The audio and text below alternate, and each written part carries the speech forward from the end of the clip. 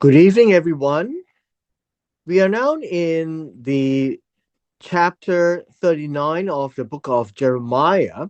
But I just wanted to highlight to you that the chapter separations and the verse numberings are all modern day assigned, and they are quite useful to help us locate exactly where the passages are when we read it.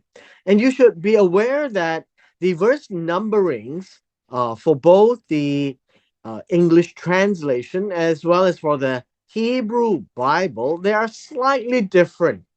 Uh, right now, I just want to point out to you that this chapter 39 actually starts from verse 28. Now Jeremiah remained in the court of the prison until the day that Jerusalem was taken, and that is the highlight. And he was there when Jerusalem was taken. The narrative continues in what we have in chapter 9, and it says there, in the ninth year of Zedekiah, the king of Judah. Remember, Zedekiah, the king of Judah, had reigned for 11 years. And this is the ninth year, and the ninth year is the beginning of the siege. So, in the 10th month of the year, Nebuchadnezzar, the king of Babylon, and all his army came against Jerusalem and besieged it. So the date is the ninth year, and there are 2 more years to go. And the siege took 2 years. It is in the 10th month. Now the Jews has a fast on the 10th day of the 10th month as a commemoration of the siege of the city. And then in the 11th year, Zedekiah, in the fourth month, on the ninth day of the month, the city was penetrated. Uh, I think we can say that this idea of penetrated should be should be broken up. Uh, I think we could say that it was split. And basically, you find that this is the concept where the walls were broken, right? The walls were broken. And this is the first destruction of the city and then obviously the temple. Um, and when we are talking about the fourth month and the ninth day of the month, we also find that it so happened to coincide with the second destruction of the Roman Empire. So we now have a couple of dates. So we have the 11th year when Zedekiah uh, was in his final reign. That is his 11th year. And this is giving us a background to this chapter. Now, this chapter is not about the historical fall of the city as much as to describe the life of Jeremiah at this point in time. He was taken prisoner in the ninth year of Zedekiah, and he remained there until the day Babylon had come in to take the city. What is also important is for us to realize that this chapter describes the fulfillment of the words of Jeremiah, speaking prophecies concerning the city, the people, and the king. And so we have, across the last number of chapters, speaking about the siege, for example, in Jeremiah chapter 32 and verse 24. We also have the breach in verse 28. that the city would be captured and pillaged and burnt. And then the middle gate in chapter 1, verse 15. And you need to remember when we first started the book of Jeremiah, it is always about this period of time. But it was way back in chapter 1. We also read in chapter 34 and in verse 3 about how Zedekiah would be fleeing and running away. And all of these are important words that Jeremiah had said about the city, about the people, about the king, about how they should not fight the king of Babylon, but they were. So for 2 years, they were resisting the king of Babylon. And when he breached the city, he actually burnt it to the ground and destroyed the temple. In verse 3, we are now given the picture of the 11th year of Zedekiah in the fourth month of the ninth day of the month. Verse 3 says, and then all the leaders, all the princes of the king of Babylon came in and sat in the middle gate. Now we are given some of these names. Nergal, Shar, Etzer, right? Negal, Shar, Etzer. Then we have Samgar, Nevo. Then we have Sar, Sakim. Then we have all the chiefs. This is Raf, Saris. Then we have Nergal, Sar, Etzer. Then we have all the chiefs, Raf, Mag, and with all the rest of the princes of the king of Babylon. What this means is that this was a successful breach. Now we need to bear in mind that historically, what has happened was that at the time of the second king, that is Jehoiakim, he fell uh, to the king of Babylon, and the king of Babylon uh, had placed Zedekiah into the throne, the son of Josiah, instead of the son of Jehoiakim, who is Jehoiakim. And Jehoiakim, being named also as Jeconiah, was taken to Babylon. And as Zedekiah was placed on the throne in the kingdom of Judah, he started as a one who was loyal to the king of Babylon, and then he turned. He turned to the help of the king of Egypt. And obviously, we have read the king of Egypt couldn't even help himself.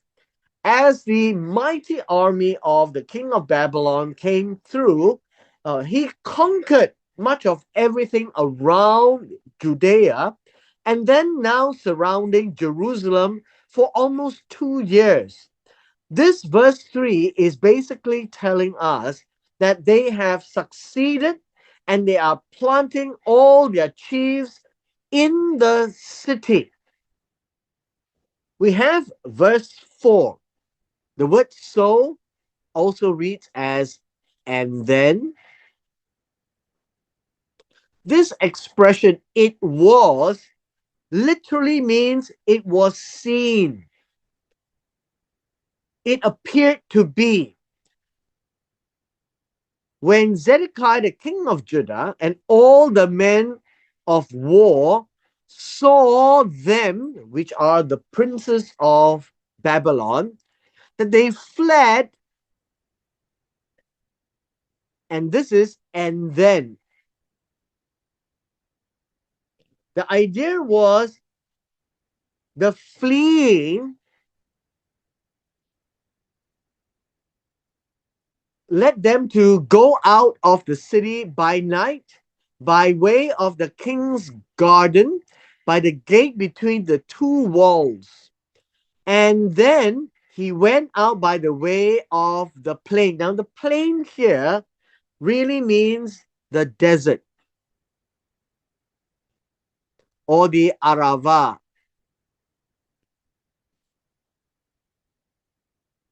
Now, let me just draw a picture for you to understand that this is Jerusalem. And Jerusalem is a mount. And Jerusalem has a valley. And the valley would lead to the Mount of Olives. And they are seated next to each other. And the gate is likely to be right here at the side. There are two walls. There's a front wall, and then there is a second wall. And this is the city of David, where the king would be. He would have to go out, go up, and then go to the I would say the east towards the Jordan. Right? It's much towards the Jordan. And you would find that it would be near Jericho. And that is where everything is happening. As they left the city, ran towards the desert, and ran towards the Arava. The Arava would be the land that is surrounding the Dead Sea as well. But the Chaldean army, the Babylon army, chased them. As they chased them, they and then this word overtook. The word overtook literally means to take, seize, arrest, or arrested Zedekiah in the plains of Jericho or Jericho. The plains of Jericho would be the area by the Jordan as well. And it is a plain where the Israelites had crossed the Jordan and was the first city where they took. And Zedekiah was running for his life. And it says here,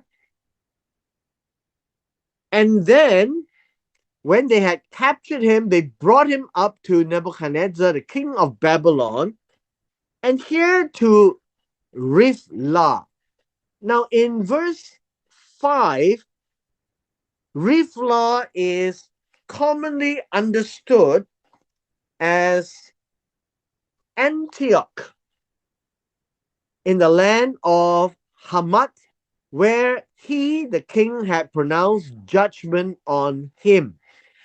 Notice Zedekiah is not brought back to Jerusalem.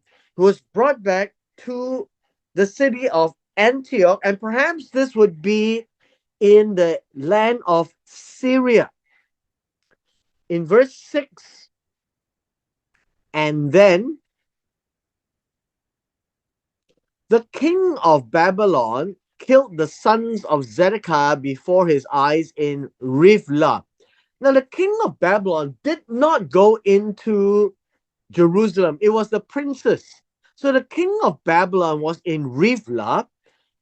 And after the Chaldean army caught up with Zedekiah, the sons of Zedekiah was killed before his eyes, meaning King Zedekiah actually saw the execution of his descendants. These would be all the sons, the descendants of Zedekiah was killed before him. The king of Babylon also killed all the nobles of Judah. Now, what is happening is that we need to understand that the king of Babylon is not a friendly chap. He was really one tyrant. And he was brutal with whoever he laid siege, because if they did not surrender, he would teach them a lesson.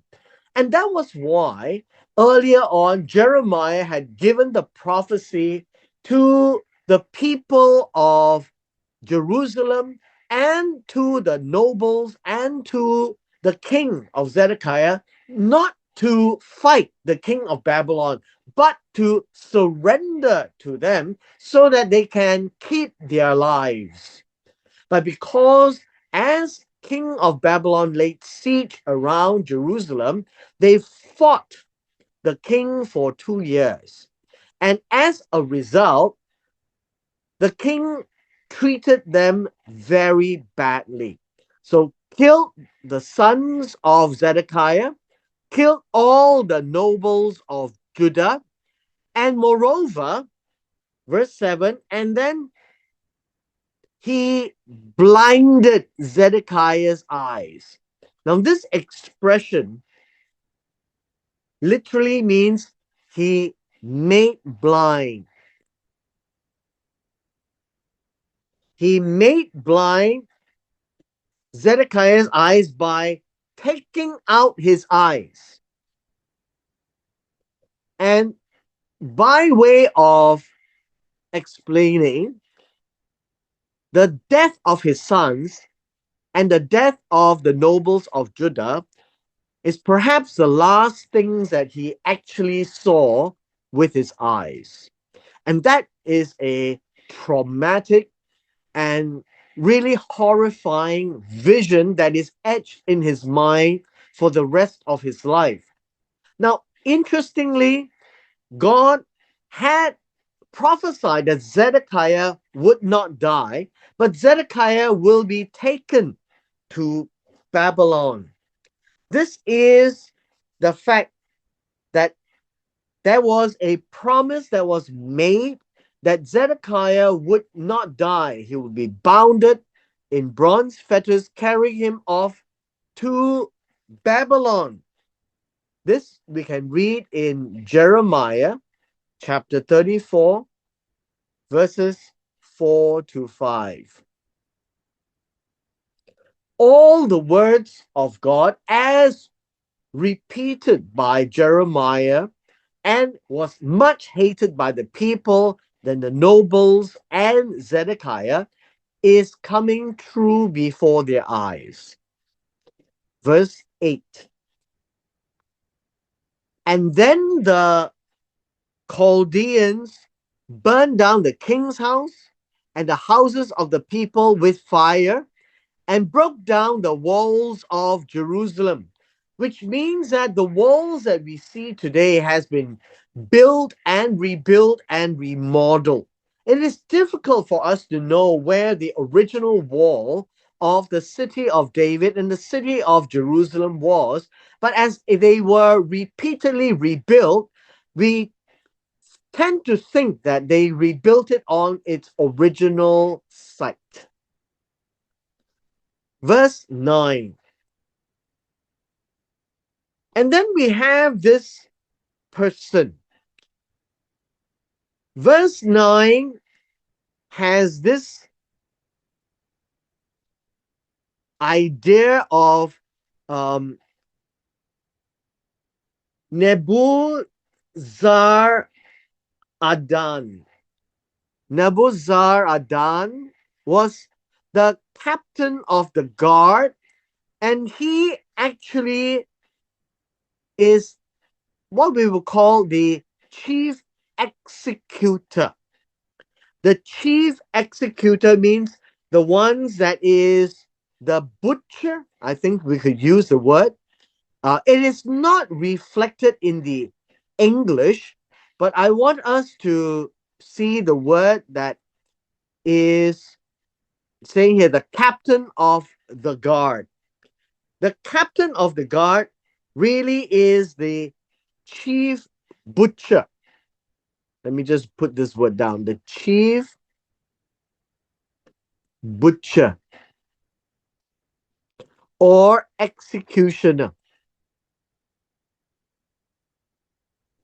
He was sent into Jerusalem to deal with what's there.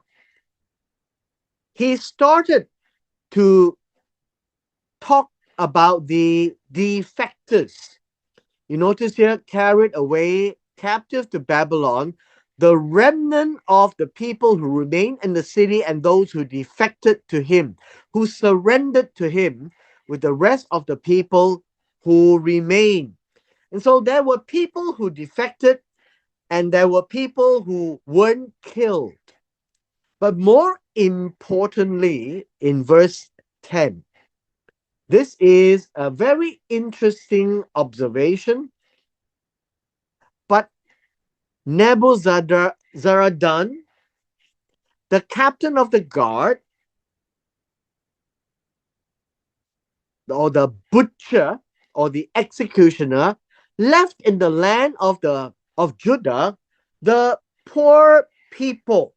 This word poor also means the lowly people, not nobles, right? Not nobles, not the rich and powerful. These were the ones who were oppressed by the nobles. So I think it is important for us to recognize a few things, and let me deal with this verse first. Who had nothing and gave them vineyards and fields at the same time. Now, this is a very important aspect. The poor had vineyards and fields to cultivate, and they were not exiled.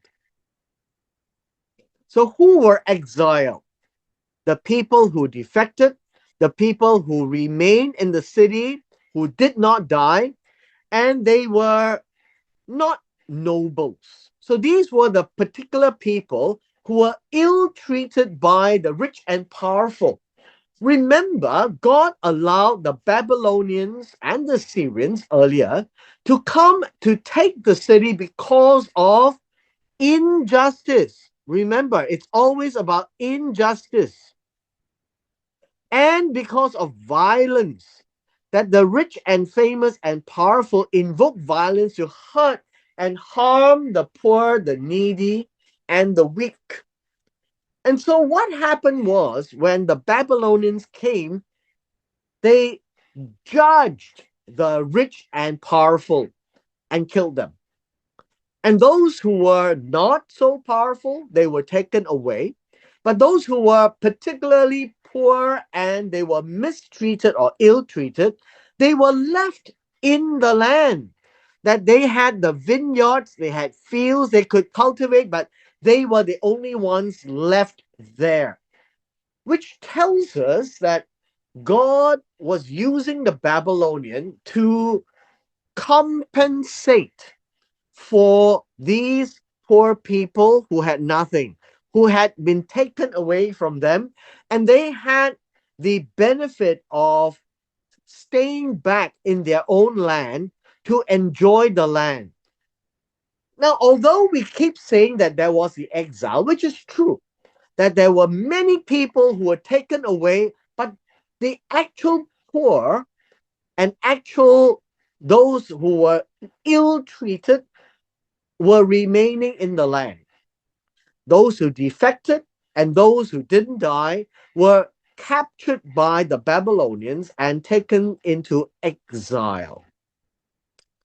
What we are seeing now is the end of the reign of Zedekiah, and this would be the complete destruction of Jerusalem and the temple and the exile of the Jews, except for those who were lowly, not noble, the poor people who had nothing, who were ill treated by the injustice and the violence that brought about God's punishment, that God visited Jerusalem by the Babylonians. And this is what it meant that King Nebuchadnezzar was the servant of God to do what God wanted to punish Zedekiah the king and the nobles, and to impose justice back to those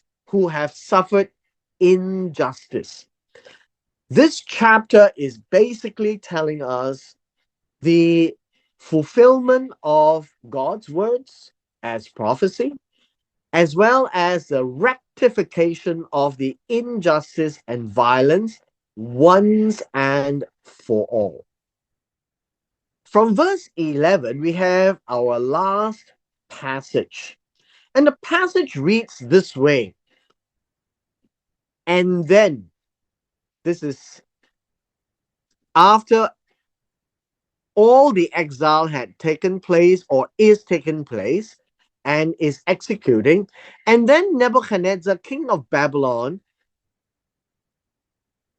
gave a command regarding Jeremiah to Nebuzaradan. Nebuzaradan, the executioner. The executioner. I think that would be a better word. And telling him this, take him. Now, this him here is Jeremiah. Take Jeremiah and look after him and do him no harm, but do to him just as he says to you. Now, what does that mean? It means this: take care of Jeremiah. And how did Nebuchadnezzar know? There must have been some divine intervention that Babylon king Nebuchadnezzar actually is aware of Jeremiah, to take care of him and to do him no harm, and to serve him, do to him just as he says to you, is to serve him. And so, verse 13, this would be, and then after the instructions, Nebuzaradan, the executioner, sent these few people. We have in verse 13, Nebushazban,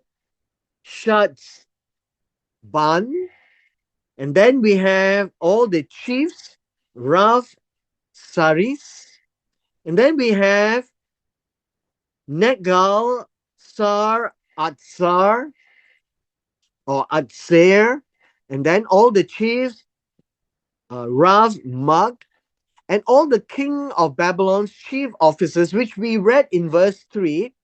And then they sent to take Jeremiah from the court of the prisons. Remember, Jeremiah was in the courtyard because Zedekiah had allowed him, after sharing with him what God had said, and committed him to Gedaliah. Now, understand, Gedaliah is the high priest, the son of Ahikam, the son of Shaphan, so that he should take him home. And so he dwelt among the people.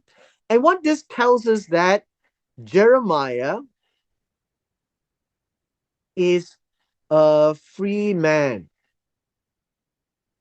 from here on. Verse 15. In verse 15, meanwhile, the word of the Lord had come to Jeremiah. Again, prophecies, visions coming to Jeremiah audibly while he was shut up in the court of the prison, saying, so this is talking back before he was set free. This whole piece here speaks about Evet Melech. If you recall, Evet Melech was that Cushite, the Cushite who had convinced Zedekiah that the powerful officers have thrown Jeremiah into a pit and left him there to die. Evet Melech, the Cushite, had convinced Zedekiah to save him. So we can see this in Jeremiah chapter 38. verses 7 to 13. Because Ebed-Melech had seen to save Jeremiah, Jeremiah had given a prophecy that Ebed-Melech will be saved. So go and speak to Ebed-Melech, the Ethiopian, and God is going to ask Jeremiah to tell him, thus says the Lord of hosts, the God of Israel. He says, behold, look, I will bring my words upon the city for adversity and not for good. This word adversity in verse 16 is evil. It is evil. Now remember, evil is seen from the eyes of the beholder. And from the eyes of the people living in the city, the king of Babylon coming to lay siege and take over the city is evil. And so God says it's for evil and it's not for good. Good means things will happen well for the city, but it's not. It will be destruction, it will be a lot of killing, and it will be burned down. God says he is allowing this to happen because he has prophesied, and they shall be performed in the day before you, in your eyes. But God says, I will deliver you in that day, says the Lord, and you shall not be given into the hand of the men whom you are afraid, because the king of Babylon's princes, the executioner, all of them coming to kill, obviously everyone will be afraid and terrified. But Ebed-Melech should not be, because God says, for I will surely deliver you, and you shall not fall by the sword. You will not die. And that's God's guarantee to Ebed-Melech. But your life shall be as a prize. Now, this word prize literally means um, the booty, right? A booty. Now, what do you mean by booty? When the enemy comes and conquers you, then you will be a booty to Babylon. However, what God is saying here is that your life will not be a booty to the Babylonians, but it will be a booty to you that you can keep. You can keep your life because you have put your trust in me, says the Lord. So God is a conditional God. You see, Jehovah is rewarding because of trust in him. What is trust in this case is confidence. You have placed confidence in God.